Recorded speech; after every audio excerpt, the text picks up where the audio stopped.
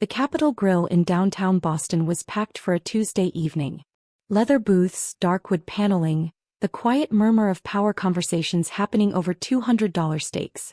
This was where deals got made, where executives courted investors, where my parents held their quarterly shareholder dinners for Chin Technologies.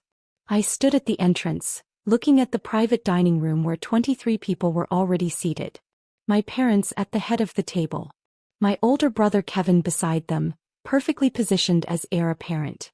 A collection of investors, board members and key executives filling the remaining seats. There was no place card with my name.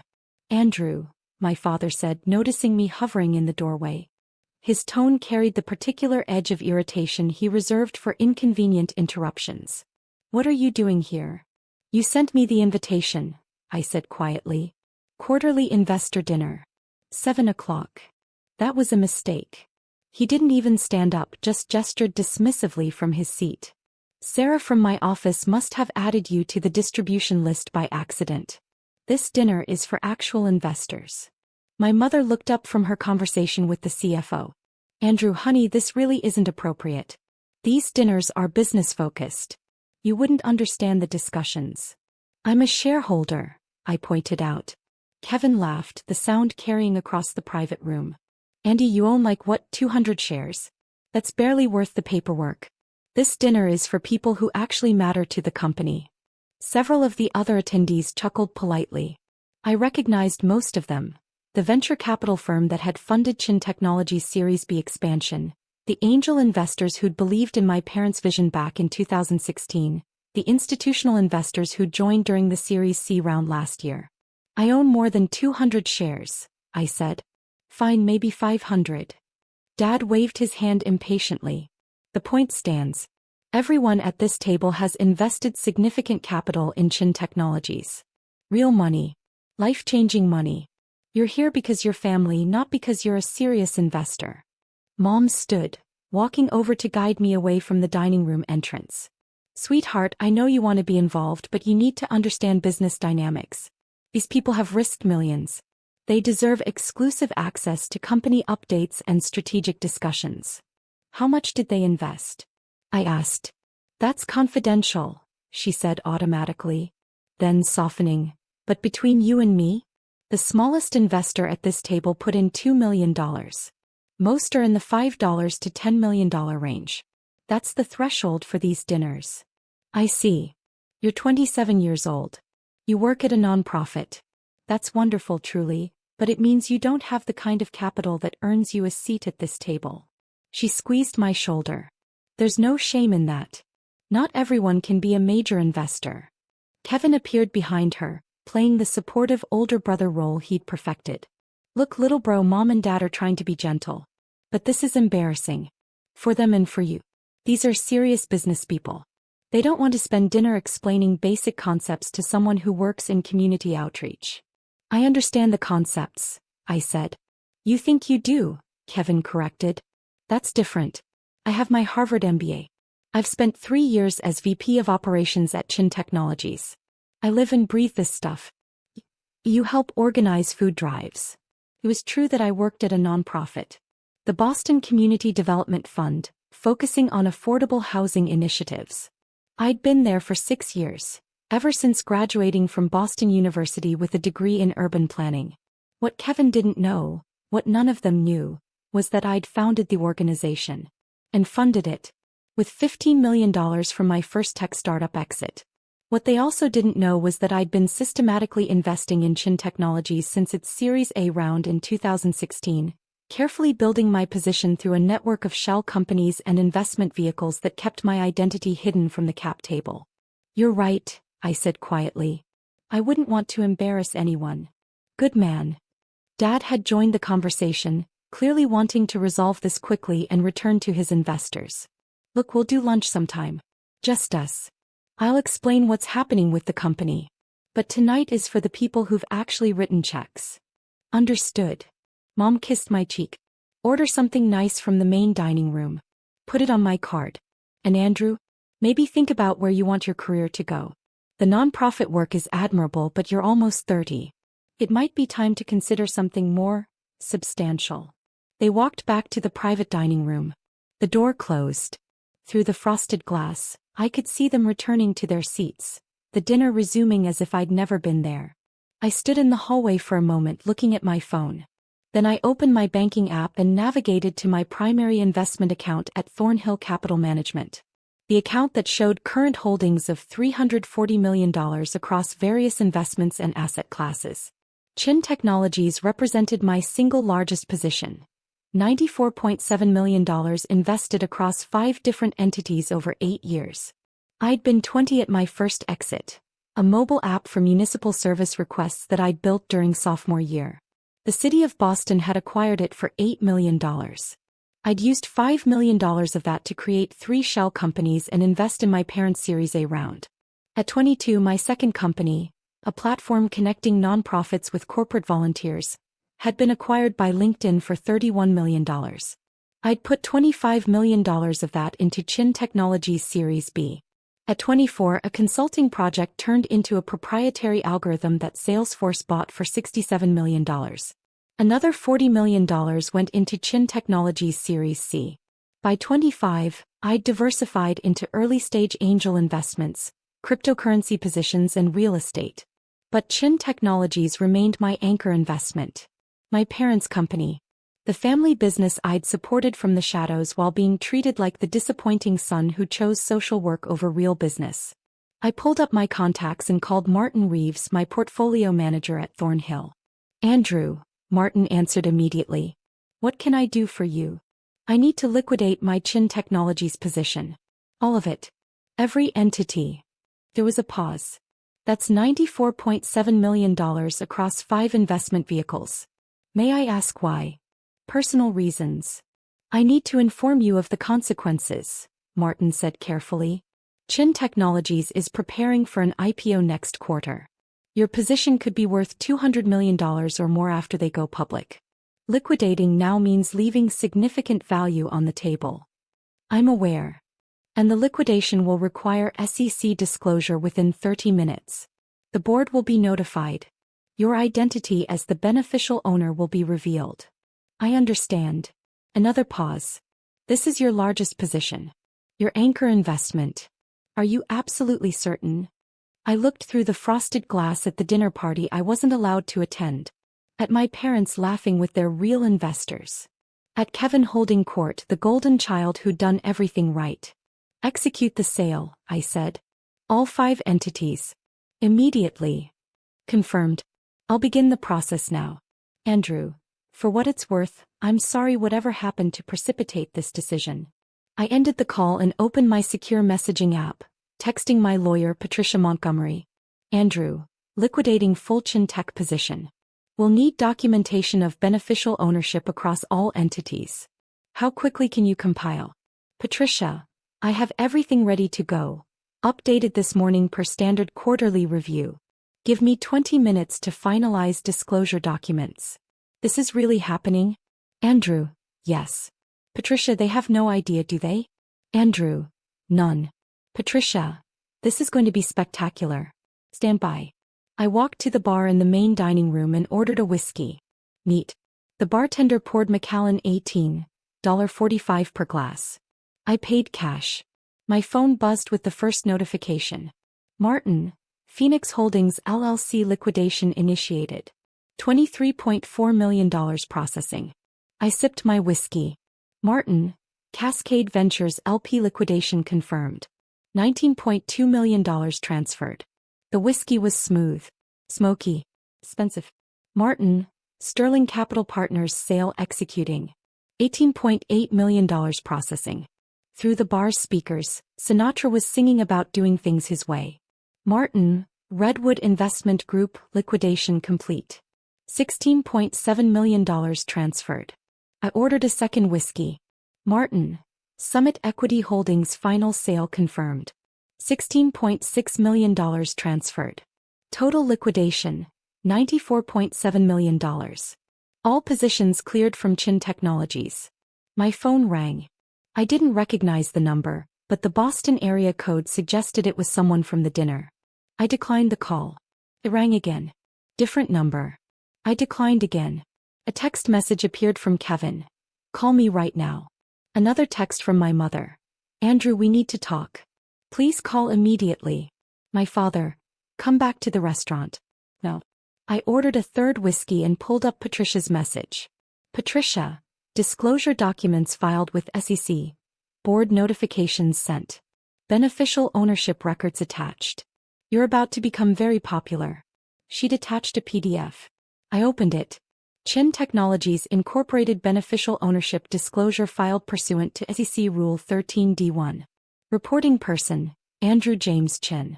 Investment entities and holdings. Phoenix Holdings LC, 2,847,332 shares, $23.4 million. Liquidated. Cascade Ventures LP, 2,334,109 shares, $19.2 million. Liquidated. Sterling Capital Partners, 2,286,477 shares, $18.8 million. Liquidated. Redwood Investment Group, 2,031,055 shares, $16.7 million. Liquidated. Summit Equity Holdings, 2,019,834 shares, $16.6 million. Liquidated. Total position, 11,518,807 shares. Percentage of company, 31.7%. Total investment value, $94,700,000. Status, complete liquidation, all shares sold. My phone was ringing constantly now. Calls from my parents, from Kevin, from numbers I didn't recognize that were probably board members or executives. I let them ring. The bartender refilled my water glass. Popular evening? You could say that. My phone buzzed with an email notification. The subject line read, Urgent. Emergency board meeting, all directors required. I wasn't a director, so I ignored it. Another email, this time from the Chin Technologies Investor Relations account. Significant shareholder disclosure, immediate review required. I was finishing my third whiskey when my father appeared at the bar. His face was red, his breath coming in short gasps like he'd run from the private dining room. What the hell did you do? He demanded. I sold my shares, I said calmly. Your shares? Andrew, you just tanked our IPO. The bartender quietly moved to the other end of the bar, sensing the conversation was about to get intense. I sold my shares, I repeated. I'm allowed to do that. I'm a shareholder. You're not just a shareholder. Dad's voice was rising. According to the disclosure that just hit our board's inbox, you owned 32% of Chin Technologies. You were our largest investor. Correct. How is that possible? You work at a nonprofit. I work at a nonprofit I founded with $15 million from my first company exit, I explained. I've had 3 successful startups. Total exits, $106 million. I invested $94.7 million of that in Chin Technologies across 8 years. Mom had joined us now with Kevin right behind her. Several other dinner attendees were filtering into the bar area, their expressions ranging from shocked to furious. You've been our anchor investor this entire time? Mom's voice was barely a whisper. Yes. Phoenix Holdings, Cascade Ventures, Sterling Capital, Redwood Investment, Summit Equity. Those were all you? Correct. Kevin grabbed my arm. Do you have any idea what you've just done? We're supposed to go public in 3 months. Our largest shareholder just dumped everything. The IPO is dead. The company's valuation is going to crater. I gently removed his hand from my arm. Then you should have invited me to dinner. The bar had gone completely silent. Even the bartender had stopped moving, frozen mid-pour. Dad's face was cycling through colors, red to purple to an alarming shade of white. You destroyed our IPO. Because you weren't invited to dinner? No, I corrected. I sold my investment in a company whose leadership told me I don't belong at the table. That I'm not a serious investor. That I wouldn't understand business discussions. That I'm an embarrassment. You are embarrassing us. Kevin shouted. Look what you've done. A man I recognized as Robert Chin, no relation but the lead partner from Sequoia Capital who'd led the Series C, stepped forward. Mr. Chin, Andrew Chin, I mean. We need to discuss this rationally. Your liquidation is going to trigger catastrophic consequences. For whom? I asked. For everyone. Robert's professional calm was cracking. The other investors, the employees, the company itself. Your parents have built something remarkable over 12 years. You're going to destroy it. I didn't build Chin Technologies, I said. My parents did. I just funded it.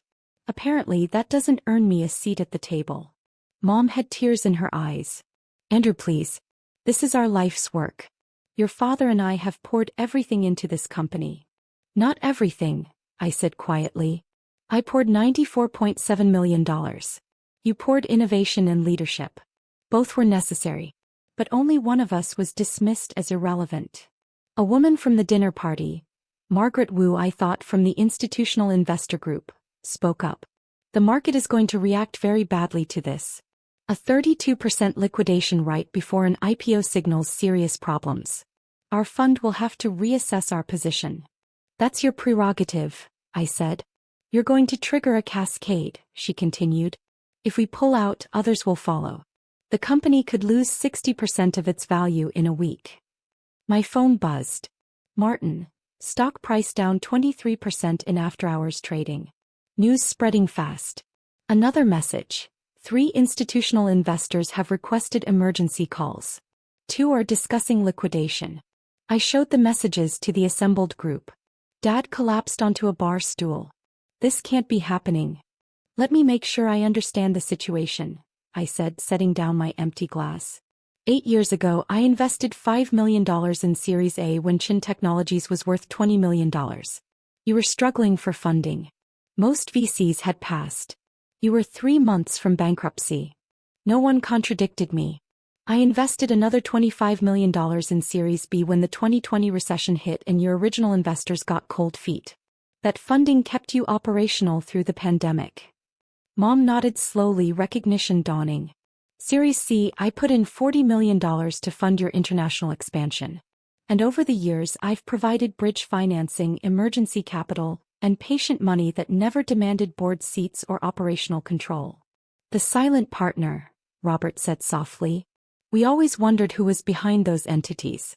They showed up at every critical moment. Never asked questions. Never interfered. Just provided capital when we needed it most. That was Andrew? Kevin's voice cracked. This whole time, I confirmed. While you were getting your Harvard MBA, I was building and exiting companies. While you were climbing the corporate ladder at Chin Technologies, I was managing a $340 million portfolio. While you were explaining to me how business works, I was funding your salary. But you never said anything, Mom protested. You never told us. I wanted to see if you'd value me for who I am, I said. Not for what I have. I wanted to know if my parents would respect my work, my choices, my contributions without knowing about the money. That's not fair, Dad said. Isn't it? You built a company worth $300 million. I'm proud of you. Genuinely proud. I invested almost $100 million because I believed in what you created. I gestured toward the private dining room. But tonight you told me I don't belong at the table. That I'm not a serious investor. That I'm an embarrassment. We didn't know. Kevin shouted. Exactly, I said quietly. You didn't know and you treated me like I was worthless anyway. What does that say about how you evaluate people? If I'm not worth listening to when you think I'm a nonprofit worker, but suddenly I'm important when you know I control 32% of your company, your entire value system is broken. My phone rang. I glanced at the screen. Patricia. I answered on speaker. Andrew, the SEC filing is public. Bloomberg just picked it up. TechCrunch is running a story. The headline is, Chin Technologies loses anchor investor ahead of planned IPO. She paused. It's going viral. Thank you, Patricia. Also, I'm getting calls from 3 different law firms representing Chin Technologies investors. They want to know if you're willing to discuss reversing the liquidation. I'm not. Understood. I'll inform them. Another pause. For what it's worth. I'm sorry it came to this. I ended the call. The bar crowd had grown. At least 15 people from the investor dinner were now clustered around, their faces showing various stages of shock, anger, and panic. A younger man I didn't recognize pushed forward. I'm David Huang from Benchmark. We invested $8 million in Series C. Your liquidation just cost us $2 million in paper value, and if the IPO collapses we could lose everything. Then you should ask Chin Technologies leadership why they alienated their largest investor, I replied. Over a dinner invitation? David's voice was incredulous. Over 8 years of dismissal, I corrected. The dinner was just the final data point in a very long pattern. Robert from Sequoia was on his phone, speaking in urgent tones. He ended the call and turned to my parents. The IPO underwriters want an emergency call. Tomorrow morning. They need to understand the stability of the shareholder base. What do we tell them? Mom asked desperately. The truth, I said. That your largest investor liquidated his position because company leadership told him he didn't belong at the table. That should make for an interesting prospectus disclosure. Kevin's face had gone from angry to calculating. How much would it take to reverse this? Name your price. There is no price. Everyone has a price. $10 million? $20 million? We can structure it as consulting fees, advisory role, whatever you want. I don't want your money, I said. I have $340 million. What I wanted was respect. Basic human respect from my family. But apparently that was too much to ask. Dad finally stood up. Son, please. I'm begging you. Don't destroy what we've built. I'm not destroying anything, I replied. I'm removing my capital from a company whose values don't align with mine. That's prudent portfolio management. Our values. Mom's voice rose. We built this company on innovation and integrity. You built it on my capital, I countered. Capital you accepted for 8 years while simultaneously telling me I wasn't serious enough, smart enough, or business savvy enough to warrant basic inclusion. That's not integrity. My phone buzzed again. Martin. Stock down 31%. Trading volume surging. Market expects further drops. Margaret from the Institutional Investor Group was also on her phone. She ended her call with a grim expression. Our investment committee is recommending liquidation. If the anchor investor has lost confidence, we can't justify maintaining our position. No. Dad grabbed her arm. Margaret, please. This is a misunderstanding. A family issue. The company fundamentals are strong. The fundamentals don't matter if the cap table is collapsing, she replied. We invested because we trusted the shareholder base. That trust is gone. Another investor spoke up, James Park from Excel Partners. We're out too. I'm sorry, but we can't take this level of uncertainty into an IPO. We'll be filing liquidation paperwork tomorrow. One by one, the investors began announcing their decisions. $8 million liquidating. $12 million pulling out. $15 million requesting emergency board meetings to discuss exits. In the span of 10 minutes, I watched $67 million in investment commitments evaporate. Kevin had gone pale. This is financial suicide. For all of us. Andrew, you're destroying your own investment. I already liquidated, I pointed out. At $8.22 per share. You'll notice the current after-hours price is $5.67. I exited at a profit. Everyone else is going to take a loss. You knew this would happen, Robert said slowly. You knew liquidating would trigger a cascade. I understood the probable outcomes, yes. So this is revenge. No, I said. This is consequences. There's a difference. Mom was crying openly now. Andrew, I'm your mother. Doesn't that count for something? It counted for $94.7 million, I replied. Which I invested because you're my mother. Because I believed in you. Because I wanted to support the family business. But at some point you have to ask yourself, what's more important? Your son, or the version of your son you wish existed? That's not fair, she sobbed. You're right, I agreed. It's not fair that I had to prove my worth with a 9-figure investment before my own parents would take me seriously. But here we are. Patricia called again. I answered on speaker. Andrew, the story is exploding. Wall Street Journal, Forbes, Financial Times, everyone's covering it. The narrative is, family rift destroys tech IPO. Chin Technologies' PR team is getting destroyed. And? She hesitated. And what? Several of your portfolio companies have reached out. They want to express support. They're offering to invest in your next ventures. They're also saying, and I'm quoting here, "This is why we trust Andrew Chen. He doesn't tolerate disrespect, even from family." The bar crowd murmured at that. "Thank you, Patricia. Send them my gratitude." I hung up and finished my water.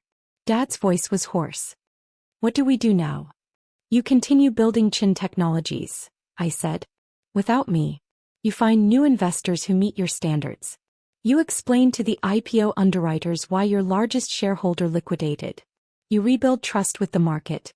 It'll take time, but you're capable leaders. You'll figure it out." "And you?" Mom asked. "I'm moving my capital to investments that appreciate competence regardless of its packaging," I said. "I have 17 companies in my portfolio that value my input. I'm expanding my angel investing. I'm starting a fund focused on overlooked founders. People who get dismissed because they don't have the right pedigree or background." "People like you," Kevin said bitterly. "People like me," I confirmed. "People who build real things while being told they're not serious enough. People who prove themselves through results, not credentials." Robert stepped forward one more time.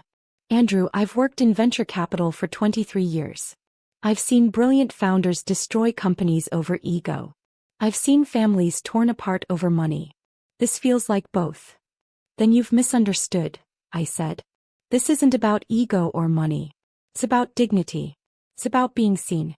It's about not spending 8 years as someone's safety net while being told you're not strong enough to stand at their side." I stood up, leaving cash on the bar for my drinks and a generous tip. "The liquidation is complete. The SEC filings are public. My position is gone. Chin Technologies will survive or it won't, but either way it's no longer my problem." I walked toward the exit. "Andrew." Dad called after me. "You're still my son. That doesn't change." I turned back to look at him, at both my parents, at Kevin, at the assembled investors who'd spent the evening enjoying a dinner I wasn't allowed to attend. "You're right," I said. "I'm still your son. Which is why this hurts. Which is why I spent 8 years hoping you'd see me. Really see me. Not the disappointing kid who chose nonprofit work. Not the embarrassment who doesn't understand business. Just me." "We see you now," Mom whispered. "No," I corrected gently. "You see my bank balance. There's a difference." I left the restaurant. Outside, Boston's financial district glittered with evening lights. Skyscrapers housing the companies I'd invested in, the startups I'd mentored, the portfolio I'd built while living in a modest apartment in Cambridge and working at a nonprofit. My phone buzzed with a message from Martin. "Martin, final accounting complete. Chin Technologies liquidation profit. $37.2 million on initial $57.5 million investment. 64.7% return over 8 years. Where do you want me to reallocate?" I walked toward the T station typing my response. "Andrew, find me companies founded by people who were told they weren't good enough. People who built something despite being dismissed.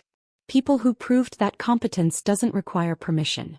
Martin, I know at least 12 companies that fit that profile." Setting up calls. Another message, this time from Patricia. "Patricia, your parents' lawyer just called. They want to discuss a settlement. They're offering board positions, equity adjustments, whatever it takes. Andrew, tell them to save their energy. The capital is gone. The relationship was gone 8 years ago. I just finally accepted it tonight." Patricia, understood. "For the record, I'm proud of you." I descended into the subway station, leaving behind the restaurant, the dinner, the family that had finally seen what I was worth. But only after it was too late to matter. My phone rang one last time. "Kevin." I answered. "I hope you're happy," he said, his voice tight with rage. "You just destroyed 12 years of work because your feelings were hurt." "No," I said calmly. "I removed my investment from a company that demonstrated it doesn't value its stakeholders. That's not emotion. That's fiduciary responsibility. You're going to regret this." "Maybe," I acknowledged. "But probably not. See, Kevin, I spent 8 years regretting being born into a family that only valued me for credentials I didn't have.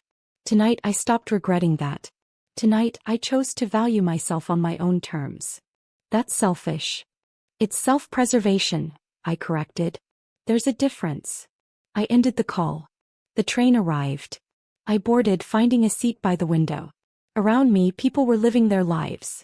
Students studying, professionals commuting, couples planning their evenings. None of them knew that I'd just liquidated $94.7 million and triggered the collapse of a billion-dollar IPO. None of them knew that I'd spent 8 years funding my family's success while being treated like their biggest disappointment. None of them needed to know. Because the best revenge isn't destruction. It's indifference. It's walking away from people who don't see your value and finding people who do. It's taking your $340 million portfolio and investing it in founders who understand what it's like to be underestimated. It's building something new on your own terms without waiting for permission from people who'll never grant it. The train crossed the Charles River and I watched my reflection in the dark window. A 27-year-old nonprofit worker who'd just reshaped the Boston tech landscape with a single phone call. My family had built Chin Technologies. I'd funded it. And now I'd freed myself from it. The family business would survive or collapse on its own merits. But I was done being the invisible foundation that no one acknowledged until it cracked.